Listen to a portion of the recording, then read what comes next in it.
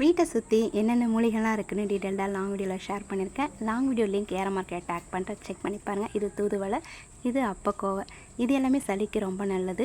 இது என்னென்னு பார்த்தீங்கன்னா பெருஞ்சீரகம். இது நாங்கள் விதை எதுவும் போடலை, தானாகவே முளைச்சி வந்திருந்தது. நல்லா காய் பிடிச்சிருக்கு. அதோட பூவும் பார்க்க ரொம்பவே அழகாக இருந்தது.